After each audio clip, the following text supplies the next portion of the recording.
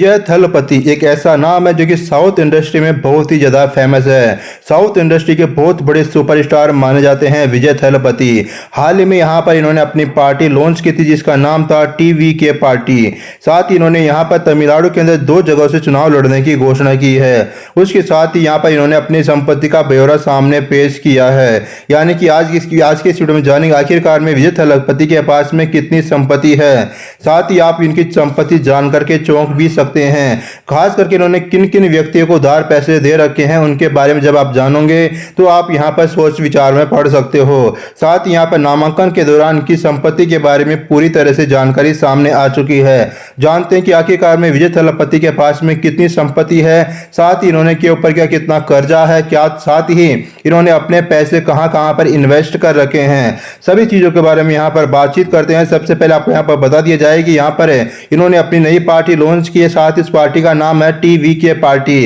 यानी कि तमिलनाडु के अंदर यहां पर 234 विधानसभा सीटों पर चुनाव होने वाला है। यहां पर इन्होंने अपनी पार्टी के सभी जगह पर कैंडिडेट्स उतारने की घोषणा की है। इसके साथ ही ये खुद 2 जगह से यहां पर चुनाव लड़ने की घोषणा कर चुके हैं। हाल में इनके द्वारा नामांकन दाखिल किया जा चुका है। उस समय इन्होंने अपनी संपत्ति का ब्यौरा पेश किया था। बात करते हैं आज की इस वीडियो के बारे में कि विजय थलपति के पास में कितनी संपत्ति है। इसके साथ ही क्या ये सही है कि क्या एक सुपरस्टार को, एक फिल्म एक्टर को यहाँ पर राजनीति में पूरी तरह से इन्वॉल्व होना कितना सही है, आपकी क्या राय है, कमेंट बॉक्स में आपको जरूर से जरूर बता देना है। बात करें इनकी संपत्ति के बारे में तो यहाँ पर नेटवर्क के बारे में बात करते यहाँ पर टीवीके के चीफ विजय थलपति ने तमिलनाडु विधानसभा चुनाव 2026 के लिए अपना नामांकन कर दिया है। उनको इस चुनाव में स्टार उम्मीदवार माना जा रहा है। अपने नामांकन के दौरान जमा किए गए उनकी संपत्ति से संबंधित विवरण राजनीतिक गलियारों में चर्चा का एक प्रमुख विषय यहाँ पर बनता हुआ दिखाई दे रहा है। तमिलगा वैत्री कशगम टीवीके के प्रमुख अभिनेता से नेता बने यहाँ पर विजय ने सोमवार को चेन्नई के पेरम्बलूर विधानसभा निर्वाचन क्षेत्र से अपना यहाँ पर नामांकन दाखिल किया है।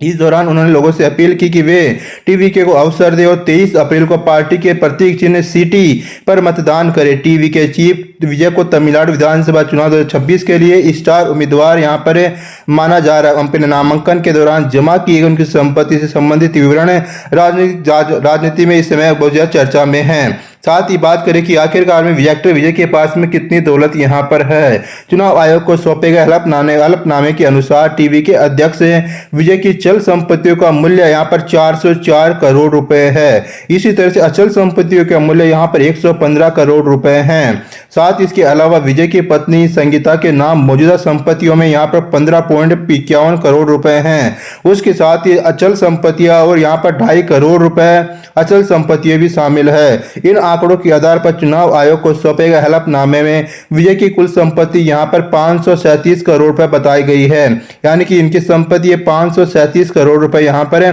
बताई गई है। अब आगे बात करें कि यहां पर संपत्ति के बारे में यहां पर आप देख सकते हैं क्लियर तरीके से यहां पर लिखा हुआ है कि विजय की संपत्ति की सूची के बारे में बात करें। यहाँ पर चल संपत्ति 404 करोड़ रुपए है, अचल संपत्ति यहाँ पर 220 करोड़ रुपए है। उसके साथ ही पुश्तैनी संपत्ति का मूल्य यहाँ पर 21.83 करोड़ रुपए है। सब अर्जित अचल संपत्ति यहाँ पर 92 करोड़ रुपए की जमीन और इमारतें हैं। सोने के आभूषण के लिए यहाँ पर 110 सौवन यानी कि लगभग 880 ग्राम इनके पास सोना है।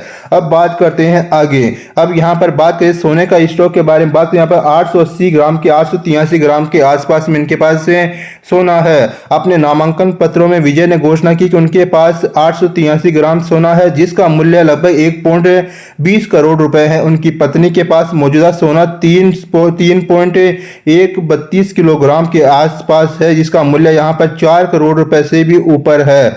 उनके पास यहाँ पर 134.91 कैरेट का एक हीरा जिसकी कीमत यहाँ पर 1 करोड़ रुपए बताई गई है। अब आगे बढ़ते हैं। अब बात करते हैं यहाँ पर विजय की पत्नी के नाम पर यहाँ पर 15 करोड़ रुपए की अचल संपत्ति है। अपने हलफनामे में विजय ने बताया कि उनके पास 115 करोड़ रुपए की अचल संपत्ति है। उनके पास कई कार है जिनमें 2 BMW, एक लेक्सस और एक टोयोटा वेलफायर जिसमें शामिल है। साथ उन्होंने यहाँ पर बताया कि अपने नाम पर 883 ग्राम सोना जिसकी कीमत 101.20 करोड़ रुपए है।